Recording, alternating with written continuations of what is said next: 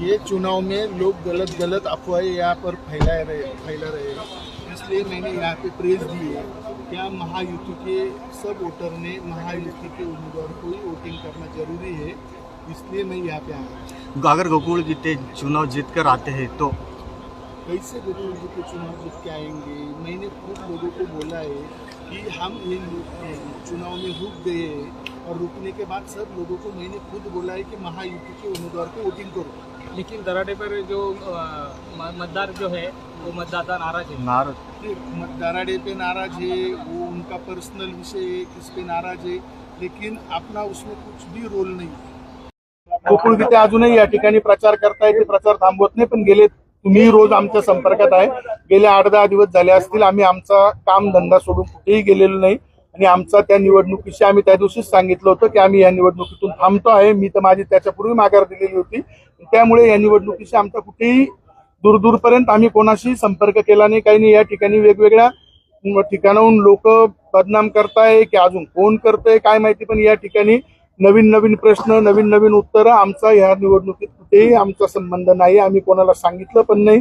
आम्ही ज्या दिवशी प्रचार थांबवला त्या दिवसानंतर कुठे गेलो पण नाही। रात्री माझ्याकडे 200 कार्यकर्ते जिल्ह्याभरातनं घरी आले असतील तरी मी त्यांना सांगितलं, बाबा मला एकदा मी वरती शब्द दिलेला आहे, माननीय मुख्यमंत्री देवेंद्रजींना मी या ठिकाणी शब्द दिला आहे, एकनाथजी शिंदे साहेबांना शब्द दिलाय, गिरीश भाऊंना शब्द दिलाय, उदयजी सामंत साहेबांना शब्द दिलाय। आणि जर आपण या ठिकाणी जर 4-4 लोकांना शब्द देऊ आणि जर आपण थांबणार नसेल तर त्या शब्दाला 1% या ठिकाणी किंमत उरणार नाही। त्यामुळे निश्चितपणे या निवडणुकीतून आम्ही थांबलो होतो, पण आज सकाळी मला 6:45 त्या ठिकाणी गिरीश भाऊंचा फोन आला, म्हणे गणेश कोणीतरी असं सोशल मीडियावर हे पसरवतोय। म्हटलं भाऊ तुम्ही काही काळजी करू नका। नंतर माझ्याशी शिंदे साहेब पण त्या ठिकाणी बोलले, मी त्याप्रमाणे लगेच त्याची माहिती काढली। इगतपुरीमध्ये एक जणांनी हा उद्योग केलेला आहे, तो मला माहिती पण आहे, तो 2-4 दिवसापूर्वी मला भेटून पण गेला, पण मी त्याला स्पष्ट नकार दिला होता की मला कुठल्याही भानगडीत पडायचं नाही। आणि त्याने ते कोणाच्या तरी सांगण्यावरनं त्या ठिकाणी सोशल मीडियावरती मतपत्रिका टाकली। त्यानंतर त्या ठिकाणी एक उबाटाचा उबाटाचा एक पुलिंग एजंट होता, तर गोकुळला त्याच्या कार्यकर्त्यांनी आग्रह केला होता की या ठिकाणी तुम्ही पुलिंग एजंट आमच्यासाठी द्या। मग गोकुळने 2-3 ठिकाणी त्या ठिकाणी पुलिंग एजंट दिले होते की निवडणूक ही लोकशाहीच्या पद्धतीने झाली पाहिजे, तुम्ही जरी थांबल्यात आम्ही तुमच्या भरोशावर लढलो फिरलो, पण आता तुम्ही अचानक U-टर्न या ठिकाणी घेताय तर आम्हाला पण कोणीतरी विचारेल, उत्तर द्यायला जागा नाही।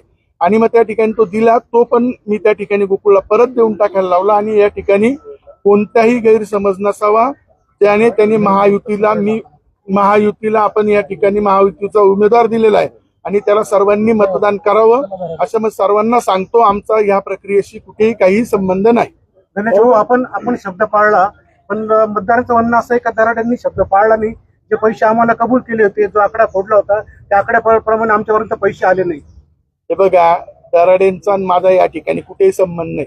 मी माझा शब्द सांगून टाका ना किती ठरलं होतं। मला ते पण माहित नाही दराडेंनी किती पैसे ठरवले होते, काय केलं, माझा त्या प्रक्रियेशी काही भानगड संबंध नाही।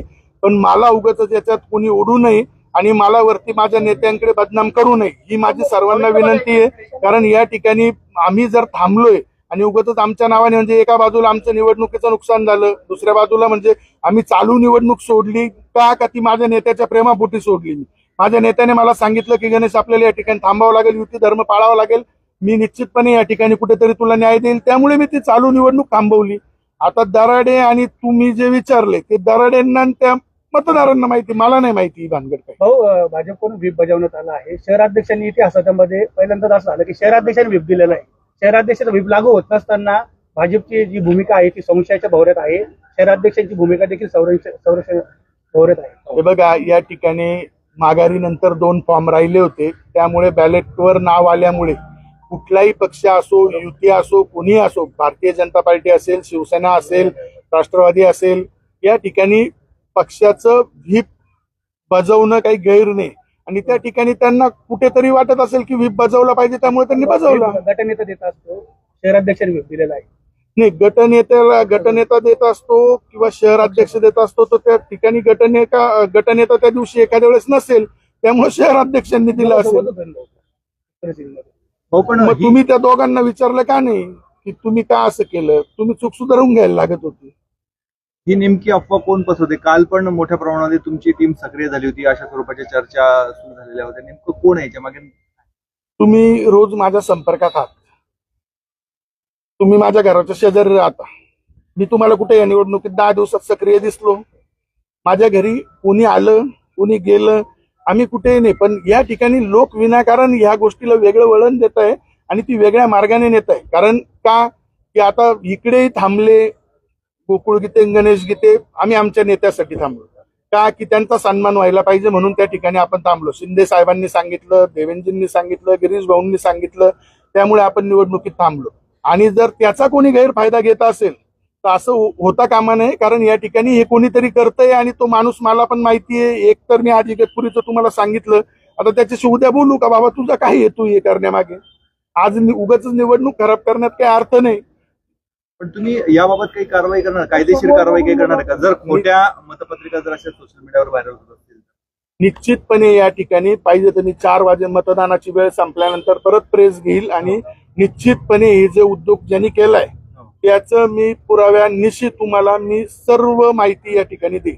गणेशराव, मध्यंतरी महाजनांचं वक्तव्य होतं की नाशिकमध्ये गोकुळ गीतांना अनुकूल वातावरण होतं, गोकुळ गीतांना चांगलं वातावरण होतं. असं जर वातावरण चांगलं होतं तर असं असतानाही दराड्यांची एवढी लाडका केली गेली. या ठिकाणी निश्चितपणे गिरीश भाऊंनी सांगितलं त्याप्रमाणे या ठिकाणी निश्चितपणे अनुकूल वातावरण होतं, वातावरण खूप चांगलं होतं. पण आता पक्षाचा युती धर्म पाळण्याचा नाईलाज असतो हा निर्णय या ठिकाणी घ्यावा लागला. ते मतं पडतील किंवा पहिल्या पसंतीचे मतं गोकुळ गीतेंना पडले तर तो चमत्कार समजायचा का? आम्ही तुमच्या समोर सांगतो, सर्वांनी दराडेंना मतदान करा. आमचा ह्या निवडणुकीशी संबंध नाही. त्याच्यानंतर जर कोणी मतदान टाकलं तर त्याला आपण काहीही करू शकत नाही. शेवटी जनता जनार्दन आहे.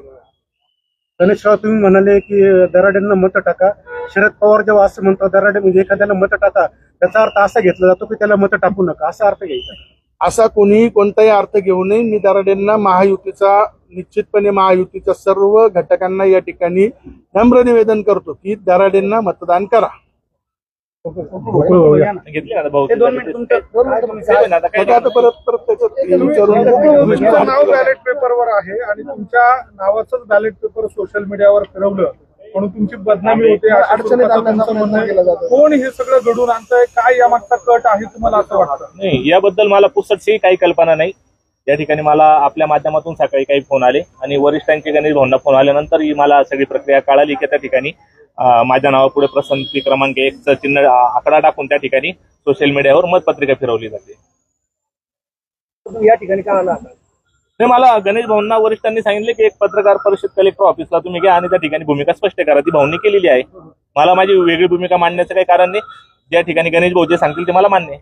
काही मतदार तुमच्या संपर्कात होते का? मतदारांनी काही तुम्हाला फोन केले किंवा काय? मतदार मला मागच्या 8 दिवसापूर्वी जेव्हा आपण प्रचार थांबवला तेव्हापासून मतदारांची इच्छा होती की मी त्या ठिकाणी पुढे कंटिन्यू करावं. पण मी त्यांना सांगितलं की मी गिरीश भाऊंचा आदेश त्या ठिकाणी मोडू शकत नाही आणि गणेश भाऊंचा शब्द आमच्यासाठी अंतिम असतो कुटुंबामध्ये आणि तो शब्द मी पाळलेला आहे. मी कुठे त्या ठिकाणी प्रचार केलेला नाही. काल रात्री पण माझ्याकडे 200-250 लोक आले होते की आपण त्या ठिकाणी पुढे गेलं पाहिजे, किमान आपण पुलिंग एजंट दिले पाहिजे. तर मी 2-3 ठिकाणी खूप आग्रह खातर ते घरातून जात नव्हते म्हणून मी पुलिंग एजंटच्या कोऱ्या फॉर्मवर सह्या दिल्या. मग त्यापैकी इगतपुरीला कोणीतरी पुलिंग एजंट उभाटाचा कोणी नगरसेवक त्या ठिकाणी बसला असेल तर त्याच्यात लोकशाहीमध्ये आक्षेप नसावा असं मला वाटतं. लोकशाहीची मतं तर कुठल्या तरी उमेदवाराला पडणार आहे, ते फक्त पारदर्शकतेने पडलं पाहिजे असं कदाचित त्यांचं व्यक्तिगत मत असेल तर त्याला हरकत पुढे.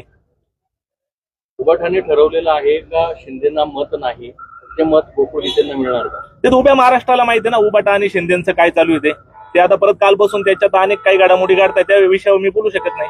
नाही, पण महाविकास आघाडीची मतं, मालेगावची मतं ही तुम्हालाच अजूनही मिळतील अशी एकंदरीत माझं काही कोणाशी बोलणं नाही झालेलं आणि पडले तर त्याच्यात मी काही करू शकत नाही. ऑलरेडी त्या ठिकाणी आपण पूर्वी पण गिरीश भाऊंना हा शब्द विचारला होता की मतं पडली तर काही पण होऊ शकतं.